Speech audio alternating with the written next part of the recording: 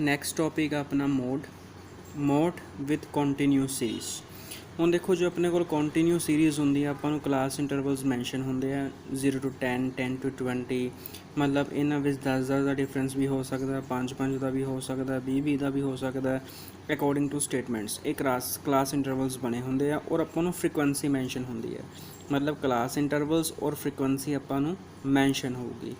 हुण अगर तुसी मोड कैलकुलेट करना है ਤਾਂ ਆਪਾਂ with the help of grouping table ਔਰ ਐਨਾਲਿਟੀਕਲ ਟੇਬਲ ਦੀ ਹੈਲਪ ਨਾਲ ਅਸੀਂ ਉਹਨੂੰ ਕਰ ਸਕਦੇ ਹਾਂ। ਹੁਣ ਦੇਖੋ ਸਭ ਤੋਂ ਪਹਿਲਾਂ ਅਸੀਂ ਕੀ ਕਰਾਂਗੇ ਤਾਂ ਗਰੁੱਪਿੰਗ ਟੇਬਲ ਬਣਾਵਾਂਗੇ with continuous series. In continuous series the class ਇੰਟਰਵਲਸ and frequency given ਇਹ ਮੈਂਸ਼ਨ ਹੁੰਦੀ ਆਪਾਂ ਨੂੰ। ਹੁਣ ਦੇਖੋ ਸੇਮ ਉਸੇ ਤਰ੍ਹਾਂ ਜੋ ਤੁਸੀਂ ਪਿੱਛੇ ਗਰੁੱਪਿੰਗ ਟੇਬਲ ਬਣਾਇਆ ਸੀ ਇਹਦੇ ਵਿੱਚ ਵੀ ਉੱਦਾਂ ਹੀ ਬਣੂਗਾ। ਉੱਪਰ ਆਪਣੇ ਕੋਲ 6 ਕਾਲਮਸ ਬਣਨਗੇ जो अपन फ्रीकुएंसी दी होंगी है उन्होंने असी बाय डिफॉल्ट फस्ट कॉलम मानते हैं। उस तो बाद second third fourth fifth and sixth column बन जाएंगे। हुण देखो जिद्दां तुसीं पिछे बनाया सीगा ग्रुपिंग टेबल डिस्क्रीट सीरीज़ दे विच सेम उसी तरह दे विच ग्रुपिंग टेबल बनूगा सेम उसी तरह दे विच एनालिटिकल टेबल बनूगा। हुण देखो होना की है फ्रीकुएंसी गिवन है जो अपना सैकेंड कॉलम है असी पहला दो दो दे पेयर बनावांगे मतलब 2 एंड 18 2 + 18 ऐड करके अपने को आ गया 20। उस तो बाद फिर नेक्स्ट 2 दे पेयर बनोगे 30 + 45 सो अपने को आ गया 75।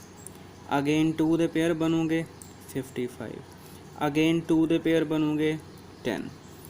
हुण देखो जो अपना 2 का पेयर बनता होंगे जो अपने को दूजी वैल्यू होंगी है वो बिल्कुल सामने असी ऐड करके टोटल लिखते होंगे जिदा 2 + 18 18 के सामने पाता 20 30 एंड 45 वो बिल्कुल सामने पाता 75।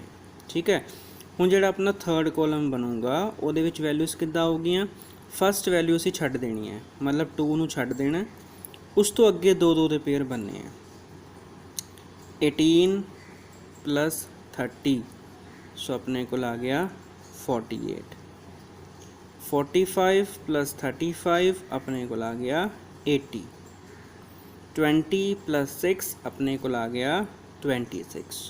लास्ट में एक वैल्यू 4 बची है उस तो अगे कोई वैल्यू है नहीं पेयर बनता नहीं पिया इस करके आप इनू छड्ड देना।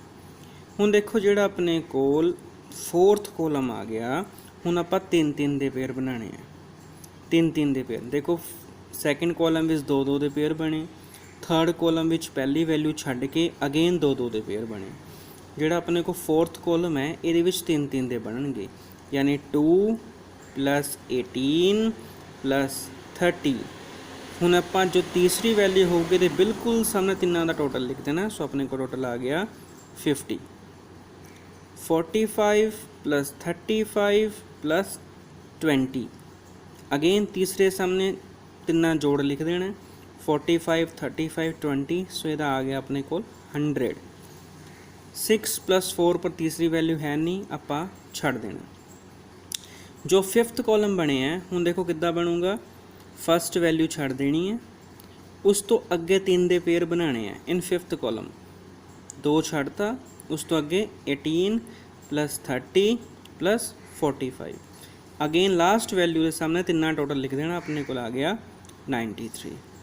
दैन 35 + 20 + 6 अपने को आ गया 61।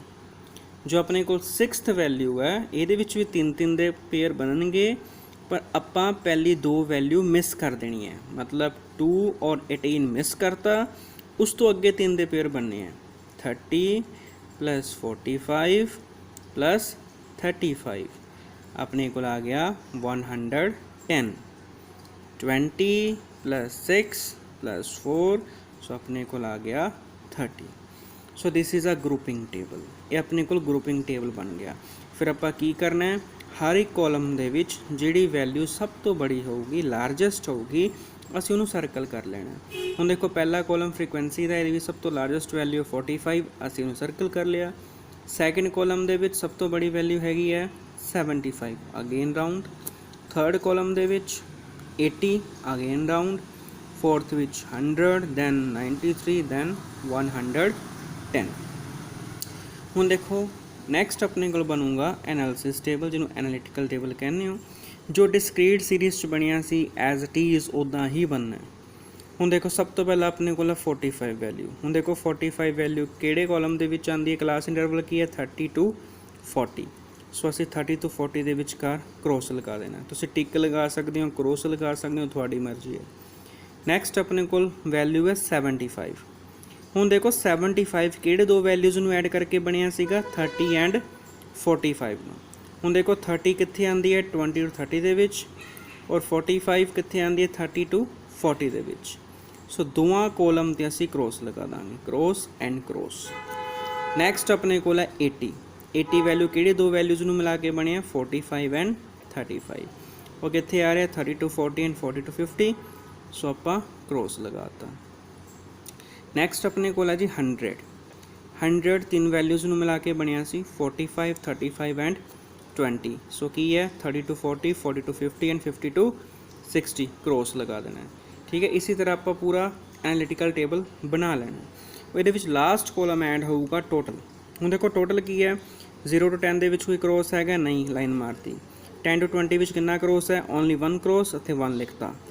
20 to 30 ਵਿੱਚ ਕਿੰਨੇ ਕ੍ਰੋਸ ਹੈ 1 2 ਐਂਡ 3, ਅਸੀਂ 3 ਪਾਤਾ। 30 to 40 ਵਿੱਚ 1 2 3 4 5 6, ਇੱਥੇ 6 ਪਾਤਾ ਐਂਡ ਸੋ ਔਨ, ਅਸੀਂ ਇਹ ਬਣਾ ਲਿਆ। ਹੁਣ ਅਸੀਂ ਟੋਟਲ ਦੇ ਵਿੱਚ ਦੇਖਾਂਗੇ ਸਭ ਤੋਂ ਵੱਧ ਟੋਟਲ ਕਿਸ ਦਾ ਆਇਆ ਤੇ ਉਸ ਦੀ ਬਿਲਕੁਲ ਆਪੋਜ਼ਿਟ ਕਲਾਸ ਇੰਟਰਵਲ ਕਿੰਨਾ ਸੀ। ਹੁਣ ਦੇਖੋ ਸਭ ਤੋਂ ਬੜਾ ਟੋਟਲ ਹੈ 6, ਇਹਦੇ ਬਿਲਕੁਲ ਸਾਹਮਣੇ ਕਲਾਸ ਇੰਟਰਵਲ ਹੈਗਾ 30 to 40। ਠੀਕ ਹੈ, ਅਗਰ ਡਿਸਕ੍ਰੀਟ ਸੀਰੀਜ਼ ਹੁੰਦਾ ਤਾਂ ਆਨਸਰ ਸੀ x ਦੀ ਵੈਲਿਊ, ਪਰ ਇਹ ਕੰਟੀਨਿਊਸ ਸੀਰੀਜ਼ ਹੈ। ਕੰਟੀਨਿਊਸ ਸੀਰੀਜ਼ ਨੂੰ ਸੋਲਵ ਕਰਨ ਦਾ ਇੱਕ ਫਾਰਮੂਲਾ ਹੁੰਦਾ। ਫਾਰਮੂਲਾ ਦੇਖੋ ਕੀ ਹੁੰਦਾ z is a symbol of mode equal to L least value plus D1 upon D1 plus D2 into I. This is a formula to calculate a mode in a in a continuous series. ठीक है, ਹੁਣ ਦੇਖੋ 6th value ਦੇ ਬਿਲਕੁਲ ਸਾਹਮਣੇ 30 to 40 class interval ਹੈ। ਸੋ ਅਸੀਂ grouping table 'ਚ ਚੱਲਾਂਗੇ। 30 to 40 ਉੱਪਰ ਆਣਾ ਹੈ, ਵੈਲਿਊ ਹੈ 45। ਜੋ ਫ੍ਰੀਕੁਐਂਸੀ ਦੀ ਵੈਲਿਊ ਹੋਊਗੀ ਉਹਦੇ ਮੋਹਰੇ ਅਸੀਂ ਪਾ ਦੇਣਾ F1। ਦੁਬਾਰਾ ਨੋਟ ਕਰ ਲਓ, ਜਿਹੜੀ ਆਪਣੀ ਲਾਰਜੈਸਟ ਵੈਲਿਊ ਆਊਗੀ ਐਨਾਲਿਟੀਕਲ ਟੇਬਲ ਦੇ ਆਪਾਂ ਉਹਦੇ ਕੋਰਸਪੋਂਡੈਂਸ ਦੇਖਾਂਗੇ ਵੀ ਕਲਾਸ ਇੰਟਰਵਲ ਕਿਹੜਾ ਆਉਂਦਾ 30 to 40। ਸੋ ਗਰੁੱਪਿੰਗ ਟੇਬਲ 'ਚ ਜਾਵਾਂਗੇ 30 to 40 ਦੇ ਸਾਹਮਣੇ ਜਿਹੜੀ ਫ੍ਰੀਕੁਐਂਸੀ ਦੀ ਵੈਲਿਊ ਹੋਊਗੀ ਅਸੀਂ ਉਹਨੂੰ F1 ਮੰਨਾਂਗੇ। ਉਸ ਤੋਂ ਉੱਪਰਲੀ ਵੈਲਿਊ ਹਮੇਸ਼ਾ F0 ਹੋਊਗੀ, ਉਸ ਤੋਂ ਨੀਚੇ ਵਾਲੀ ਵੈਲਿਊ ਹਮੇਸ਼ਾ F2 ਹੋਏਗੀ। ਠੀਕ ਹੈ, ਜਿਹੜੀ ਆਪਣੀ ਐਨਾਲਿਟੀਕਲ ਟੇਬਲ ਦੇ ਵਿੱਚ ਲਾਰਜੈਸਟ ਵੈਲਿਊ ਆਈ ਹੈ ਉਹਦੇ ਸਾਹਮਣੇ ਕਲਾਸ ਇੰਟਰਵਲ ਹੋਏਗਾ 30 to 40, ਕੋਈ ਵੀ ਹੋ ਸਕਦਾ ਹੈ। ਸਮ ਵਿੱਚ 30 to 40 ਆਇਆ।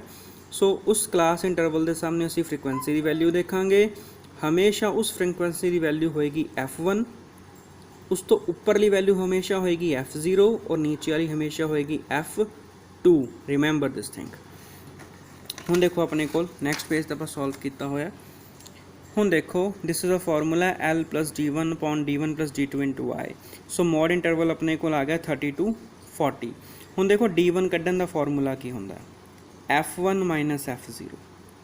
ਹੁਣ ਦੇਖੋ F1 ਦੀ ਵੈਲਿਊ ਆਪਣੇ ਕੋਲ ਕਿੰਨੀ ਦਿੱਤੀ ਹੋਈ ਹੈ 45। F1 minus F0 ਮਤਲਬ 45 minus 30। ਸੋ ਆਪਣੇ ਕੋਲ D1 ਦੀ ਵੈਲਿਊ ਆ ਜੂਗੀ। D2 ਕੱਢਣ ਦਾ ਫਾਰਮੂਲਾ ਹੁੰਦਾ F1 minus F2। ਸੋ 45 minus 35। ਦੁਬਾਰਾ ਫਿਰ ਸੁਣ ਲਓ, D1 ਕੱਢਣ ਦਾ formula F1 minus F0, 45 minus 30। D2 ਕੱਢਣ ਦਾ ਫਾਰਮੂਲਾ F1 minus F2 ਮਤਲਬ 45 minus 35। ਹੁਣ ਦੇਖੋ ਅਗੇਨ ਉੱਦਾਂ ਹੀ ਕੱਢਿਆ ਹੋਇਆ। F1 ਚੋਂ F0 ਮਾਈਨਸ ਕਰਤੀ 15, F1 ਚੋਂ F2 ਮਾਈਨਸ ਕਰਤਾ 10। ਕਲਾਸ ਇੰਟਰਵਲ ਆਪਣਾ 10 ਦਾ ਹੀ ਆ ਰਿਹਾ ਸੀ 0 10 10 to 20 ਐਂਡ ਸੋ ਔਨ। ਠੀਕ ਹੈ, ਹੁਣ ਦੇਖੋ ਆਪਣੇ ਕੋਲ ਨੈਕਸਟ ਹੈ ਜਸਟ ਵੈਲਿਊ ਪੁੱਟ ਕੀਤੀ ਹੈ। ਸੋ ਆਪਣੇ ਕੋਲ ਮੋਡ ਇੰਟਰਵਲ ਆਇਆ ਸੀ 30 to 40। ਸੋ ਲੀਸਟ ਵੈਲਿਊ 30 ਹੈ। ਸੋ L ਦੀ ਵੈਲਿਊ ਆਪਣੇ ਕੋਲ ਹੋਗੀ 30। D1 ਦੀ ਵੈਲਿਊ ਅਸੀਂ ਕੈਲਕੂਲੇਟ ਕਰ ਲਈ 15, ਇੱਥੇ 15 ਬਿਟ ਕਰਤਾ। D2 ਦੀ ਵੈਲਿਊ ਅਸੀਂ ਕੈਲਕੂਲੇਟ ਕੀਤੀ ਹੈ 10। ਸੋ ਫਾਰਮੂਲਾ ਹੈ D1 plus D2। ਸੋ D1 ਦੀ ਵੈਲਿਊ 15 ਪਲੱਸ D2 ਦੀ ਵੈਲਿਊ ਕਿੰਨੀ ਹੈ 10 ਇੰਟੂ I ਦੀ ਵੈਲਿਊ ਆਪਣੇ ਕੋਲ 10 ਹੈ, ਜੋ ਡਿਫਰੈਂਸਿਸ ਆਇਆ ਸੀ ਕਲਾਸ ਇੰਟਰਵਲ ਦੇ ਵਿੱਚ। ਇਹਨੂੰ ਸੋਰਟ ਆਊਟ ਕਰ ਲਿਆ। ਸੋ ਆਪਣੇ ਕੋਲ ਮੋਡ ਦੀ ਵੈਲਿਊ ਆ ਗਈ 36। So 36 is the answer. So this is a method to calculate a mode in a continuous series।